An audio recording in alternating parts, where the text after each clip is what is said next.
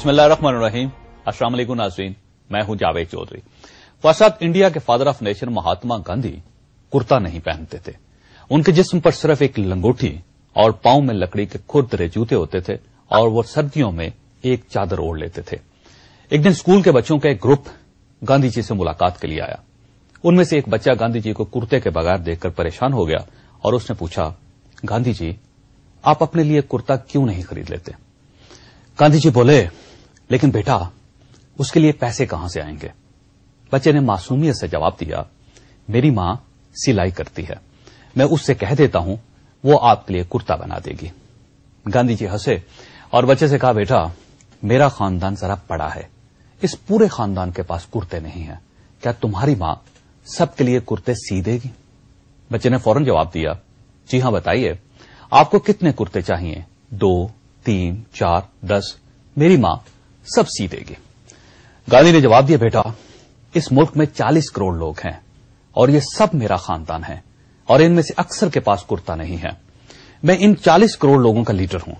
मैं इनको नंगे बदन छोड़कर खुद कुर्ता कैसे पहन लूं?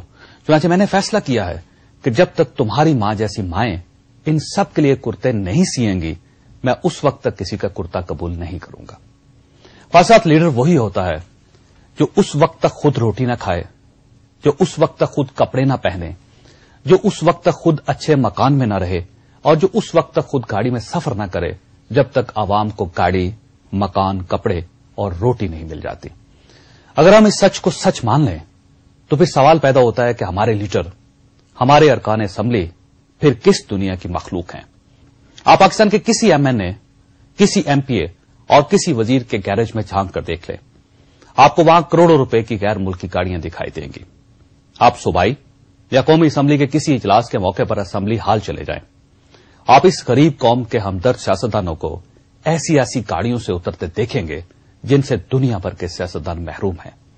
आप अपनी स्क्रीन पर मुलाहिजा कीजिए, ये लोग दुनिया के उस मुल्क के नुमाइंदे हैं जो बेनजीर इनकम सपोर्ट प्रोग्राम के लिए भी दुनिया भर से इमदाद मांग रहा है, जिसमें लोग पेट की भूख मिटाने के लिए गुर्दे बेच रहे हैं। पाकिस्तान इस वक्त दुनिया में इंसानी अज़ा की खरीदो फरोख्त की तीसरी बड़ी मंडी बन चुका है। दुनिया भर से लोग पाकिस्तान आते हैं और 2-3 लाख रुपए में गुर्दा, आंख, जिगर और बोन मैरो खरीद कर वापस चले जाते हैं, जिसमें आज भी ऐसे इलाके मौजूद हैं जिनमें इंसान और जानवर एक ही जोहर से पानी पीते हैं, जिसमें 60% बच्चे स्कूल नहीं जा सकते और जिसकी आधी आबादी को सिर्फ एक वक्त की रोटी मैसर है। जी हां, आप इस मुल्क के नुमाइंदों को देखिए, इनकी गाड़ियां और इनके लिबास मुलाहिजा कीजिए और अपने मुकद्दर पर धाड़े मारकर रोइए। पाकिस्तान में इस वक्त कौमी असेंबली और सेनेट के 440 और सूबाई असेंबलियों के 636 अरकान हैं। इन 1076 अरकान में एक भी कारलेस रुकन असेंबली नहीं। ये सब लोग महंगी कारों के मालिक हैं। इनमें ऐसे ऐसे सियासतदान भी शामिल हैं जो 10-10 गाड़ियों के साथ इजलास अटेंड करने असेंबली आते हैं। आप गुजरा के पुलिस स्क्वाड और सिक्योरिटी की गाड़ियां भी मुलाहिजा कीजिए। क्या आपको यह देखकर यकीन आता है कि ये पाकिस्तान जैसे मुल्क के मनाजिर हैं? आपके लिए यह हैरानकुन बात होगी कि हमारी पार्लियामेंट की कार पार्किंग दुनिया की सबसे बड़ी पार्लियामेंटेरियंस कार पार्किंग है। इसका रकबा 450 किनाल है और यह दुनिया की महंगी तरीन जमीन पर कायम है। सीरिया ने आज से 3 साल पहले 6 एकड़ जमीन 6.5 अरब रुपए में फरोख्त की थी।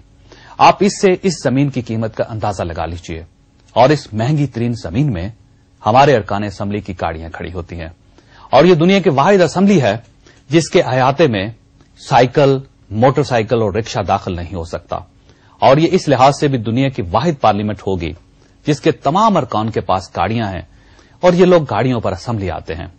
फसाद 5 अप्रैल के ज्वाइंट सेशन में रावलपिंडी के एमएनए हनीफ अब्बासी मोटरसाइकिल पर असेंबली आए थे।